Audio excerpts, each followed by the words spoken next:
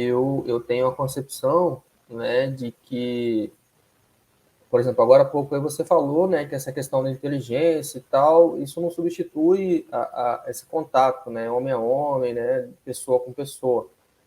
Eu concordo plenamente, sabe? Uma vez que eu passei a compreender que não importa o que a gente faça, a gente sempre vai estar lidando com pessoas. Né? Por exemplo, se eu estou aqui dando aula toda semana, publicando todo dia e tal, inventário, na verdade eu estou querendo ajudar outras pessoas a resolver o problema de outras pessoas. Né? Sempre vai ter pessoas ali, né? E quando se fala em pessoas, né, eu acredito que entra muito a questão pessoal, a vontade pessoal de cada um. Né? E aí, assim, a minha dúvida aqui é, por exemplo, você olha, seja no currículo ou você olha lá na publicação da pessoa no LinkedIn, você vê que a pessoa tem lá uma capacidade técnica muito boa, beleza. E aí você tem contato com algum outro candidato que não é tão habilitado assim tecnicamente, mas a pessoa demonstra para você uma vontade muito grande, você entendeu? De um lado, você tem alguém que tem uma capacidade técnica boa, do outro lado, você tem alguém que, cara, demonstra para você uma vontade muito grande de fazer aquilo acontecer, de crescer naquela empresa. É claro que o ideal seria a pessoa ter os dois, né? Mas e quando já aconteceu assim de você ter que escolher, tipo assim, ó, esse candidato aqui, ele não é tão capacitado tecnicamente quanto o outro, mas eu gostei mais do perfil pessoal dele. Já teve alguma coisa, alguma situação que você teve esse dilema? Já, muitas vezes, Wilson, mas em geral, é uma coisa que a gente aprende cedo, fazendo aqui a parte da seleção, é que quase sempre o técnico ele quase sempre fala mais alto. Tá? Especialmente dentro da área de engenharia, tá? Que o nosso técnico é muito forte, né? A gente estuda muito, se aplica muito, se especializa, vai para um lado, vai para o outro. Então, o nosso técnico ele acaba sempre falando mais alto. Mas eu já, obviamente, nunca excluí ou tirei algum candidato quando ele sendo tecnicamente capaz. Mas é um detalhe quando você para reparar nas vagas, que quase sempre as características obrigatórias daquela vaga, elas não são tão extensas, né? São, por exemplo, formação na engenharia ABC, que já tenha participado de tal e tal operação. Então, não se exige muito do obrigatório, né? Por via de regra.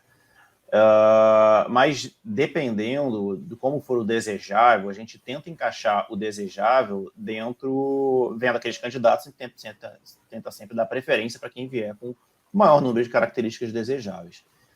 Mas o que eu sempre faço, e o que sempre eu vejo cada vez mais sendo tendência, é justamente o contrário. Porque chega um ponto em determinadas cadeiras que se você filtrar justamente pela questão técnica, você conversa com muita gente. Uhum. Então, é um filtro que ele vem quase como se fosse um U ali. Né? Então, você começa filtrando muito pela característica técnica, porque imagina que cada posição a gente vai ter 300, 400 currículos. Então, e o currículo ele é técnico. Né? Você não consegue falar, eu gostaria muito de aplicar para essa vaga. Ok, mas você não está expressando né, o qualitativo daquilo. Então, o currículo, ele, obviamente, é o primeiro filtro técnico, então por isso que todo o processo de seleção ele é quase sempre via de regra técnico, porque é a maneira como você tem de avaliar os candidatos, né, de fazer a inscrição daquele processo. E o segundo contato ele já para você entender qual é o viés daquela pessoa.